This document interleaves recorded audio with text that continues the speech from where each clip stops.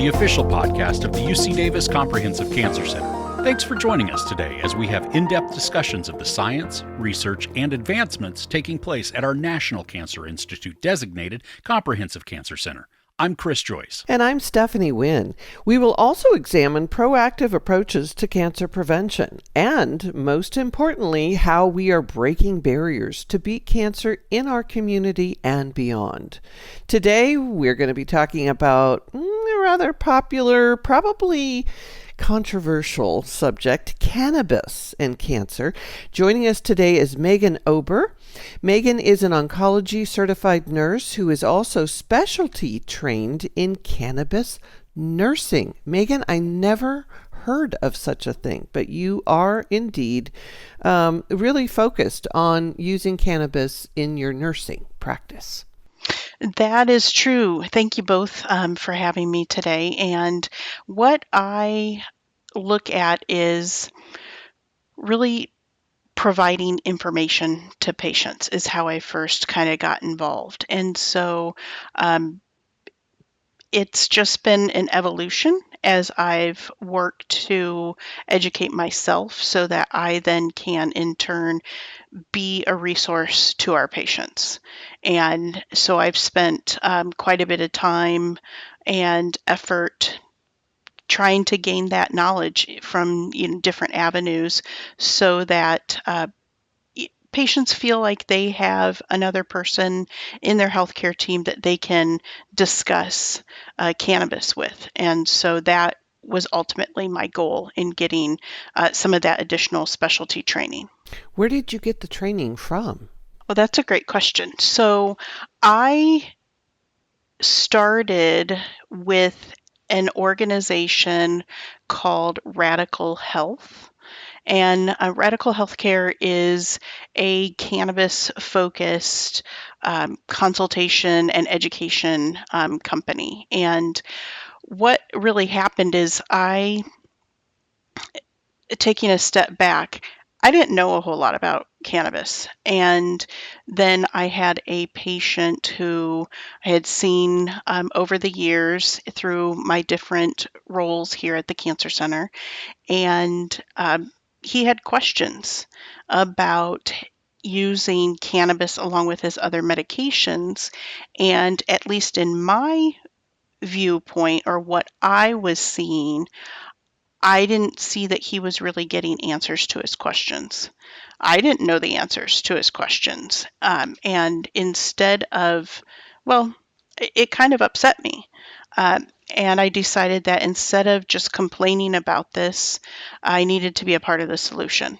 And so I didn't want anybody else in his same position kind of just flapping out in the wind without help directing that sale.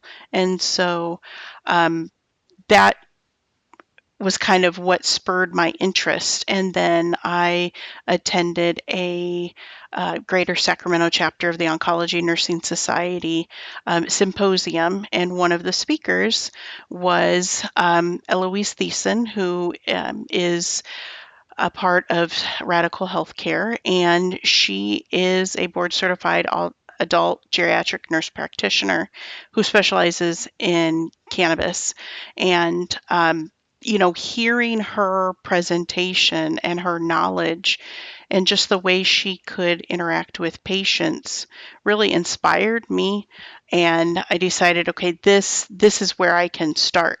And so I started up a conversation with her afterwards, after the presentation, and that it took off from there. And she's really been a mentor. And so it's through education through Radical Healthcare, different education through Healer CBD, through the American Cannabis Nurses Association, through the Society of Cannabis Clinicians. There's a whole host of different medically focused or healthcare focused organizations that are there for the same purpose. And so through doing things with them and then just looking for the different opportunities to gain additional education and knowledge. So I've tried to cast a wide net so that I get perspectives from a lot of different areas. And so that was back in 2018 or 2019, and I've just continued from there doing there's the American Nurses Association has very recently recognized cannabis nursing as an official certification. However, there's not yet to the point where you can test for that certification like you can an oncology certified nurse. But you can get certifications through these different organizations. But I like to say specially trained or something of that nature because when you're in healthcare, certification has kind of a particular connotation, Yeah, right. right? Like And so regulated. exactly. And so, I've done a variety of different things. I've gone to accredited, college, university to get some additional therapeutic training. And so it's just been a whole host of different ways that I've tried to, gain knowledge. There is a lot of information available, good, bad, wrong, out there on cannabis. Well, what are some of the potential benefits and risks of cannabis specifically for cancer patients? And do the risks ever outweigh the benefits? So anything you consume has risks and benefits. And so I would say, in my humble opinion, I think the benefits outweigh the risks for the majority of people.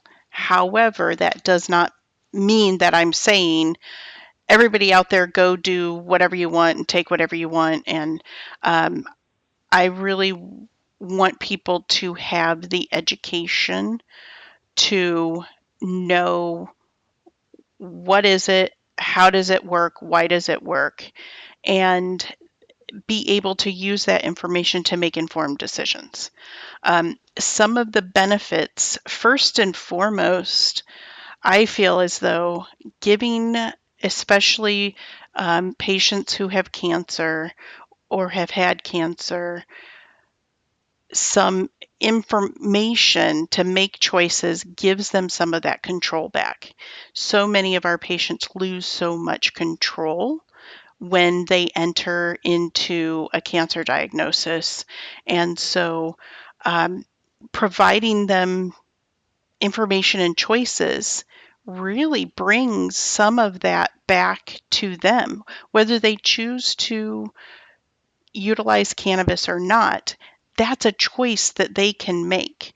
And, research has shown that giving patients cannabis education has increased their interest in taking part or participating in their healthcare. It reduces their desire to hasten death. It improves their quality of life. There's a whole host of different things that giving patients control and choice back does for them. So that's one of my goals is to help them regain some of that control. Other reasons, especially for patients or individuals with cancer or with a cancer diagnosis, is that there are symptoms that go along with cancer, go along with treatment, and a lot of those symptoms can benefit or be improved by utilizing cannabis. So, list a few of those. Like, what exactly are you seeing that cannabis can do for cancer patients? Perfect. One of the things is nausea, appetite stimulation, reduction in pain, reduction in anxiety, and help with sleep. So those are some of the most significant issues that I have seen people benefit from. There are other reasons. There's that a lot of people utilize cannabis, for different diagnoses like muscle spasticity, for multiple sclerosis, epilepsy. There's those pieces as well. But really, nausea, pain, appetite stimulation, sleep, anxiety, those are kind of the most significant ones that I tend to see. I think there is some confusion out there. Occasionally, I'll see cannabis touted as something that can fight cancer, but it's probably important that the public understands there is no research, correct, showing that it can cure or prevent cancer. It's the side effects that it can certainly help with. That I would never say cannabis should be the primary or first way um, to treat a cancer diagnosis. There is some research out there to show that cannabis can cause apoptosis and like the destruction of cancer cells, and can reduce the proliferation of some of that. Most of that research is not in human models. A lot of it is in mice models, and so there is some decent research out there that can show that it can have some effect on cancer cells. But does that mean cure cancer at this point or ever? I can't say that. That isn't out there. And you're not recommending cannabis being consumed, for instance, as edibles versus smoking cannabis or perhaps vaping? Is there any sort of conversation you have with patients on that? Absolutely. Because routes of administration that's one of the first things that I encourage people to consider. What ways are they willing to ingest cannabis? I'll have conversations with individuals, and the first thing they say is, I don't want to smoke anything. I'm like, fine. Um, there's numerous other ways that you can consume cannabis and it can be effective. So, one of the biggest parts of my conversation is helping patients understand routes of administration. Specifically, what is the time for onset of effectiveness, and how long is the duration of that effectiveness? And so say inhalation, whether it's smoking or vaping, has really the quickest onset. It's usually less than 15 minutes, and typically lasts about 2 to 3 hours. Um, it's also it's one way where you can kind of dose the most efficiently because you see the effects more quickly. So, one of the things about, say, like you were saying, Stephanie, about edibles or anything that you're swallowing, is that onset is going to be 60 to 90 minutes. And so if you've ever heard of an individual say, oh, I had a bad trip with a brownie, or hey, I had a bad experience with an edible, my first guess, if somebody's going to ask me, why do you think that is because somebody got impatient. They took, a bite or whatever it may be, and then after 15, 30 minutes, they're like, well, I don't feel anything, so I'm going to take some more. That's where you're in trouble, because by the time that the effectiveness of what you did consume kicks in, that onset, you've already dosed again. And so then you're really, in I say in air quotes, trouble, because it's just, side effects are dose dependent. And so that can cause some issues. But for the ingestion, that can last 6 to 8 hours. And so I recommend a multitude um, of considerations as far as routes of administration. I recommend people think about what is their goal. Are they, and how quickly do they need to utilize something? So sometimes patients have nausea that is sporadic, and so they don't necessarily want to take something on a consistent daily basis because they don't always have nausea. And so they may prefer to do, smoking or vaping because that is the quickest onset and they can really use it on more of a PRN type basis with a quick response time.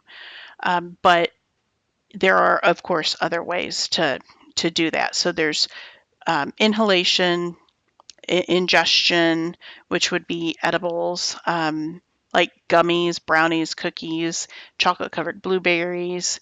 And I also say oil based tinctures.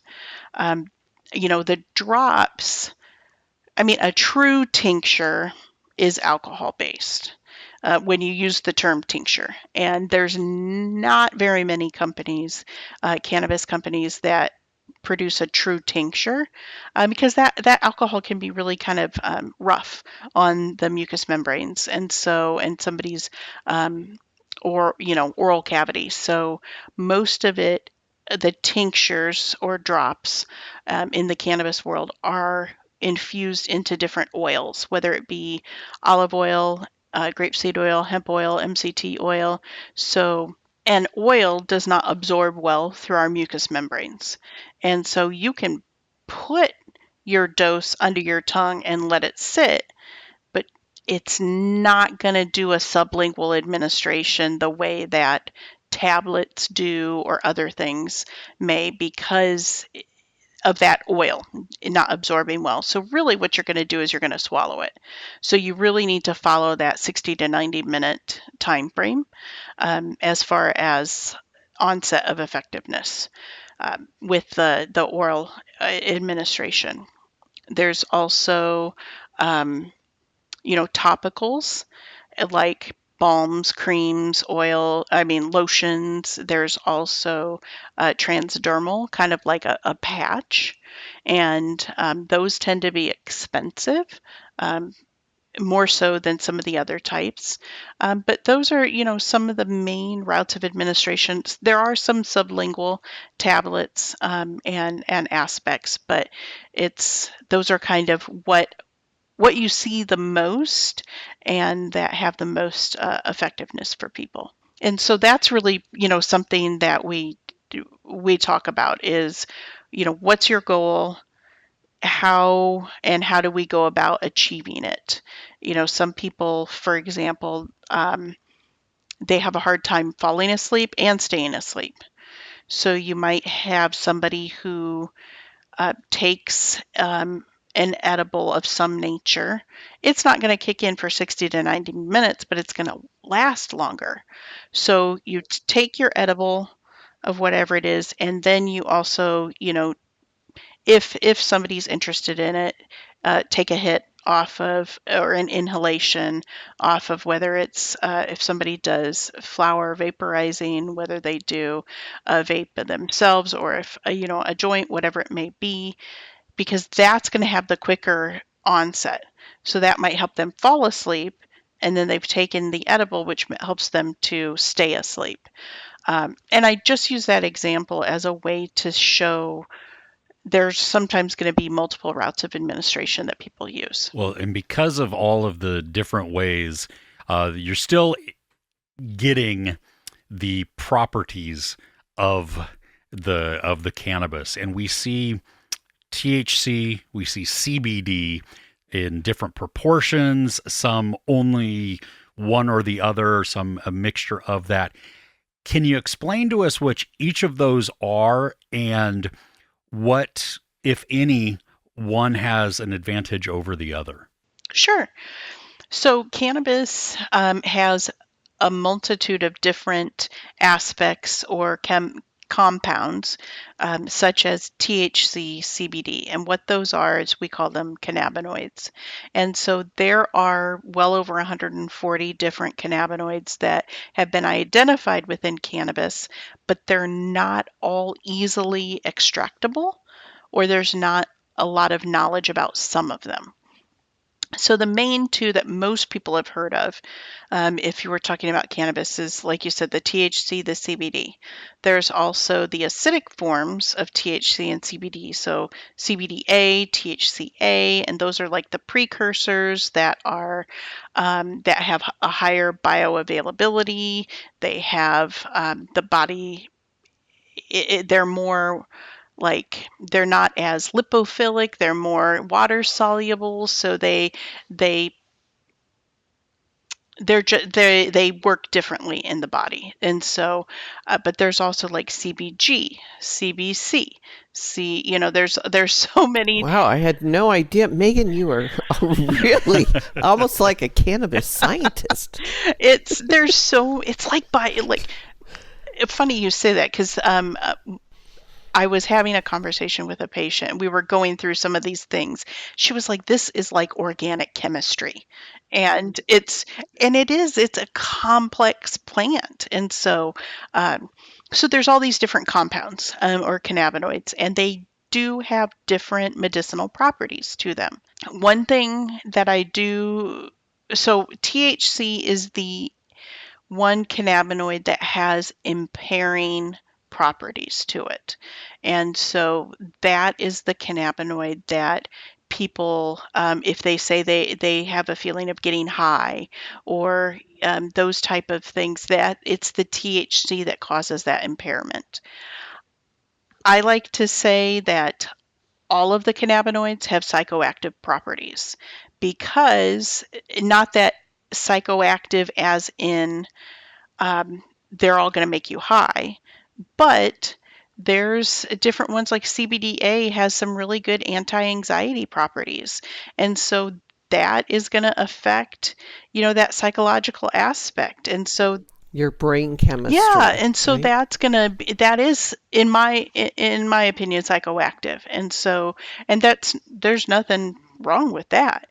And so these different cannabinoids have different properties, and a THC is the main one that has appetite stimulation aspects to it, and pain improvement. CBD is also helpful for pain, anxiety. There's CBG, which has even higher anti-inflammatory properties. They can all help with nausea to some degree. THC definitely, but like CBDA has an even more powerful anti-nausea property, and so so each one kind of has their own specialties. But the great thing about cannabis and the cannabinoids is that they work better together. We call it an entourage effect. And so a product that has CBD and THC, or any other cannabinoid along with THC, those other cannabinoids are going to help mitigate or reduce some of the impairing effects of the THC. And they work synergistically to work better. I mean, and so you might have a product that has multiple cannabinoids in it that's going to be better at pain reduction, be better for appetite, or they work better together. Are you prescribing like certain combinations for patients, or you're sort of giving them the information they need that they could go off and seek certain combinations of these THC and CBD? Yeah, great question. I do not prescribe. I can't, what I do is educate. Doing anything out of that is outside of my scope. I'm a registered nurse. I don't have an advanced practice, um, degree. And so what my goal is to provide that education so that patients can then make an more informed decision. Um, Most of the time, do you wait until the patient requests information, or do you, offer this up to all of our patients going through treatment? Most of the time, if patients have expressed interest in cannabis, that's how I, might get involved. Um, if I have seen, or if I have a relationship with a patient and we're talking about different symptoms, I might then say, hey, have you ever considered cannabis? And then, I might provide some education as far as that goes.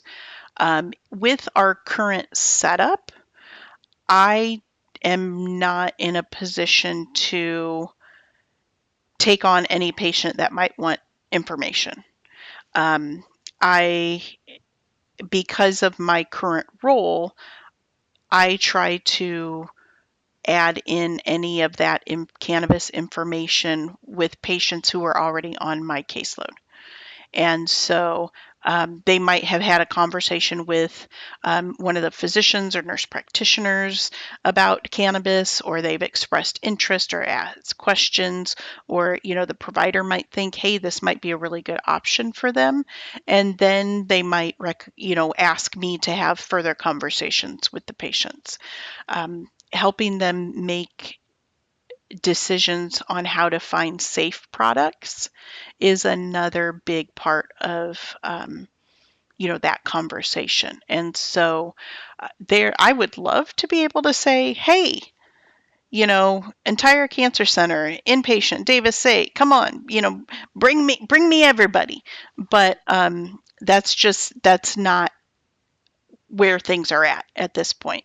But I do different educational talks or lectures for patients in different audiences as another way to help distribute some of that education and information. Should cancer patients start or begin cannabis before they speak with their physician?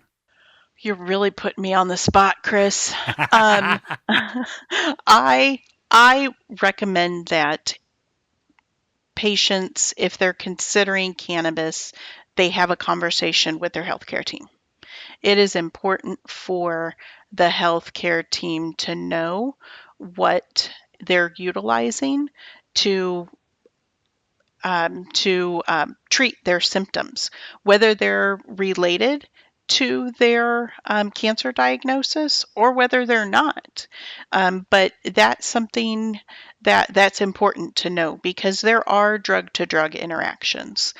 Most of them are dose dependent and can be, don't cause significant interactions, but there are some that can, especially some of those medications that have a like a small therapeutic window. And so it's important that your team knows so that they are aware of those interactions. Cannabis um, is metabolized by the liver many times, and many other medications are also.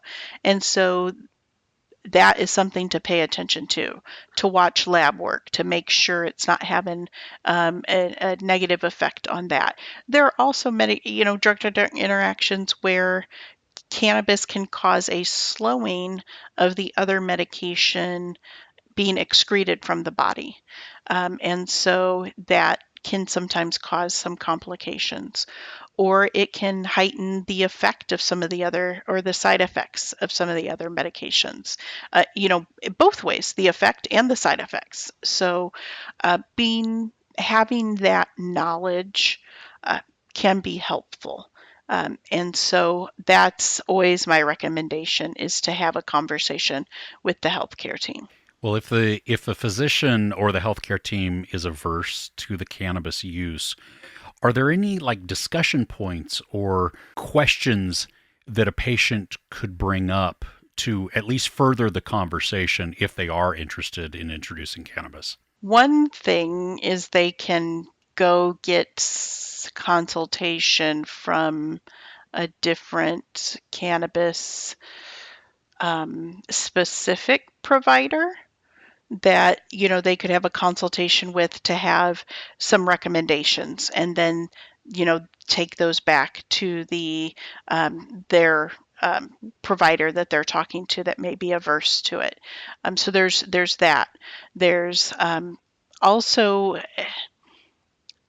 my one question for the patients to ask the provider is, where is this averse, where is this coming from? There's so much stigma around cannabis use. It's a political issue back to the 30s and 40s, and it has a very strong stigma that was based upon race and ethnicity, and it's a shame, because it was a part of the US pharmacopoeia for a very long time.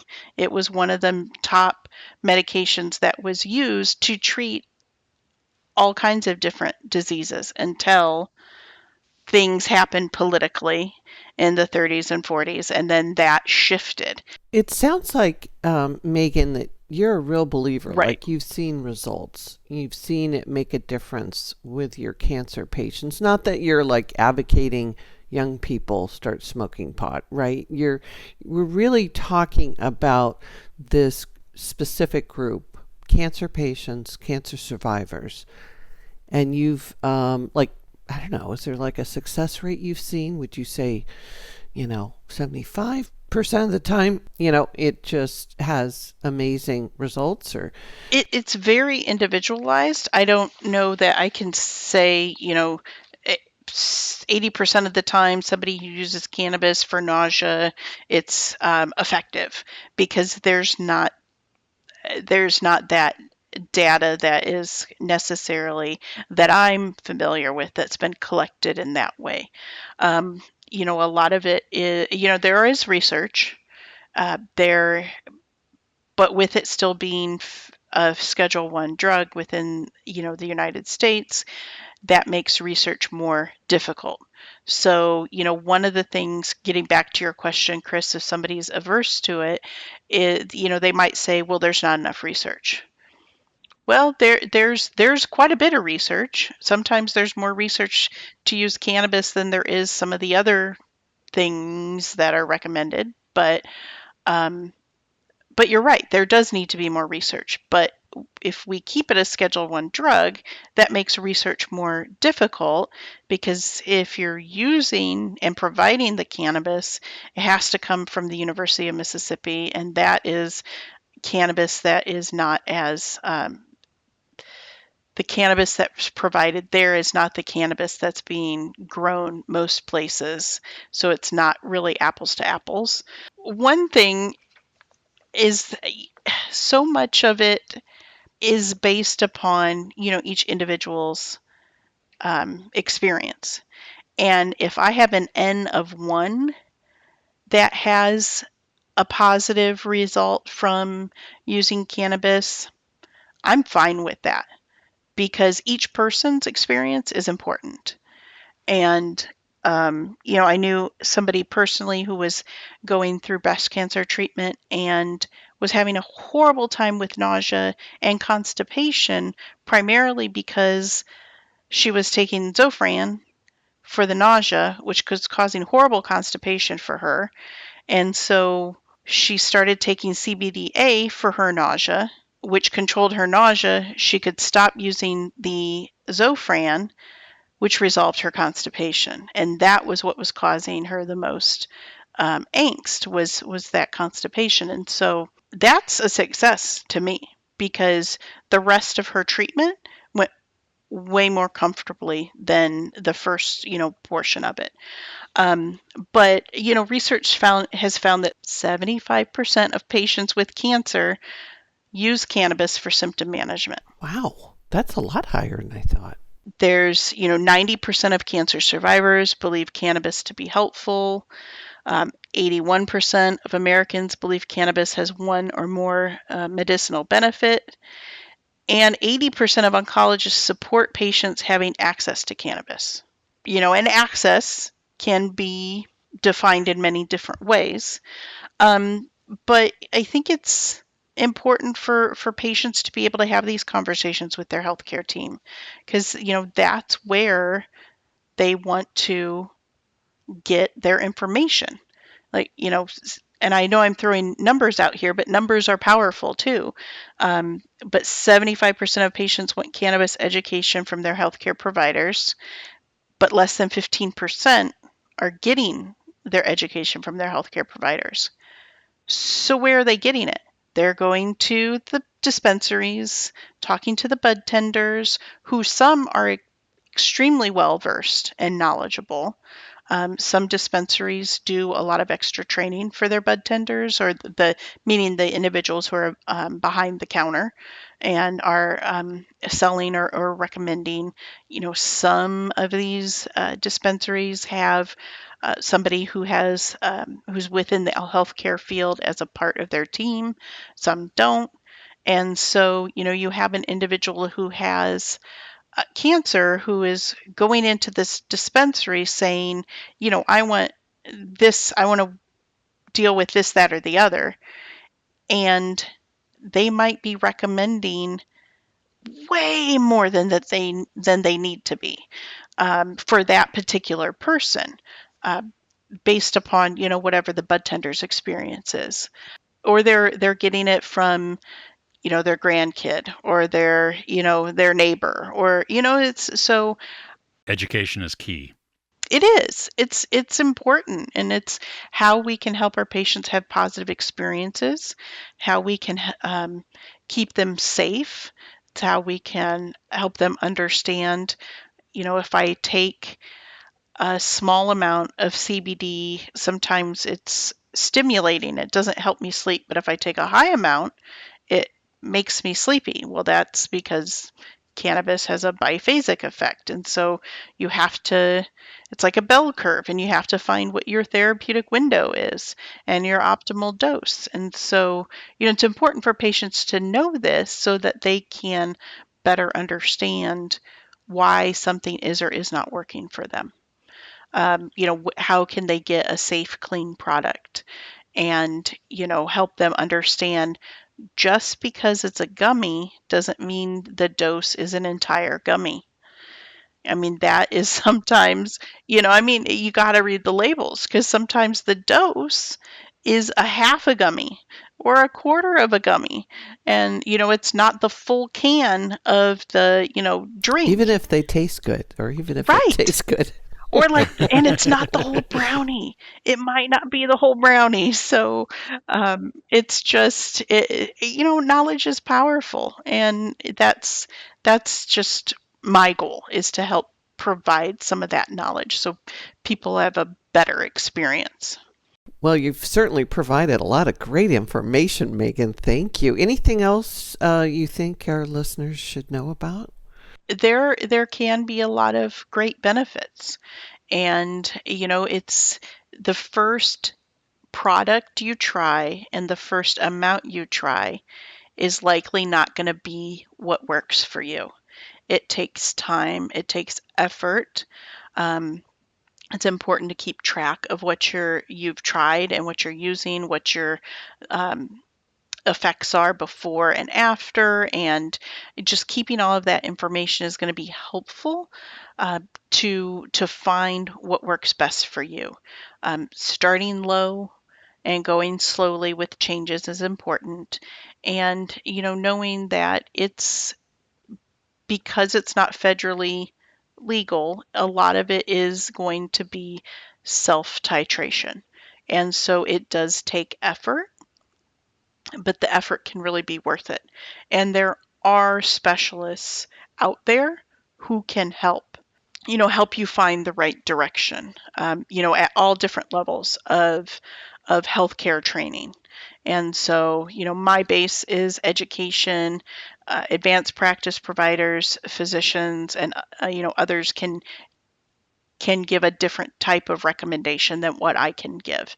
And so, just know that there are people out there who are here to support the individual with their questions, with their desires, and help them do what is right for them. Well, Megan, thank you so much for the vast amount of information and the education that you've given us and the insight. This is it's wonderful, and I hope it's been both informational and educational, maybe even a little entertaining for our listeners too. So thanks for joining us. Thank you both for the opportunity to be here. I appreciate it. Absolutely. Well, just as a reminder to our listeners, especially for this topic, this discussion has been for educational purposes. UC Davis Comprehensive Cancer Center is not recommending or advising the use of cannabis in your cancer treatment. And as always, speak with your medical team before introducing any changes to your treatment. Thanks for tuning in and listening today. If you'd like to get in touch with us, you can email us directly at beatcancer@ucdavis.edu. Beat Cancer is a production of the UC Davis Comprehensive Cancer Center, and for more information on our NCI-designated Comprehensive Cancer Center, please visit health.ucdavis.edu/cancer.